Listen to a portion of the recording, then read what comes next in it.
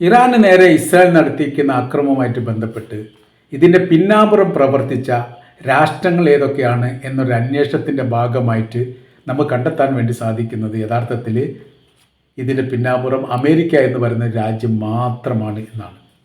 യഥാർത്ഥത്തിൽ ഇസ്രായേലിനുള്ള ശത്രുതയേക്കാൾ കൂടുതൽ അമേരിക്കക്കാണ് ഇറാനോട് ശത്രുത. അതിൻ്റെ കാര്യം എന്ന് പറയുന്നത് മിഡിൽ ഈസ്റ്റുമായിട്ട് ബന്ധപ്പെട്ട് വലിയ സ്വാധീനം ഇറാനുണ്ട്. അവർ ആണവ ശക്തിയായി മാറിക്കഴിഞ്ഞാൽ പിന്നീട് ഈ പ്രദേശത്തേക്ക് അങ്ങനെ കടന്നു കയറുക എന്നുള്ളത് വലിയ പ്രയാസമുള്ള കാര്യമാണ്. ഇത് അമേരിക്കക്ക് വല്ലാതെ ബുദ്ധിമുട്ടുണ്ടാക്കുന്ന കാര്യമാണ്. പ്രത്യേകിച്ച് റഷ്യയും ചൈനയും അടക്കമുള്ള രാജ്യങ്ങൾ മിഡിൽ ഈസ്റ്റ് കേന്ദ്രീകരിച്ചുകൊണ്ട് വലിയ സ്വാധീനമുണ്ടാക്കുന്ന ഈ സാഹചര്യത്തിൽ ഇറാൻ്റെ സൈനികപരമായിരിക്കുന്ന ബലം വല്ലാത്ത രീതിയിൽ പ്രയാസമുണ്ടാക്കും എന്നതിനാൽ ഇസ്രായേലിനെ കൊണ്ട് അമേരിക്ക യുദ്ധം ചെയ്യിപ്പിക്കുകയാണ്. അതല്ലെങ്കിൽ ഇസ്രായേൽ സൈനികരുടെ വേഷമിട്ടുകൊണ്ട് അമേരിക്ക യുദ്ധം ചെയ്യുകയാണ്. ഇപ്പോൾ ഇതിൻ്റെ ആക്രമണവുമായിട്ട് ബന്ധപ്പെട്ട് പല കാര്യങ്ങളും ഇപ്പോൾ പുറത്തു വരുന്നുണ്ട്. അതിൽ അമേരിക്കയുടെ പ്രസിഡന്റ് ഡൊണാൾഡ് ട്രംപ് ആദ്യം എടുത്ത സമീപനമല്ല പിന്നീട് എടുത്തത്. ആദ്യം അയാൾ പറഞ്ഞു ഈ ആക്രമണവുമായിട്ട് ബന്ധപ്പെട്ട് ഞങ്ങൾക്ക് ഒരു പങ്കുമില്ല.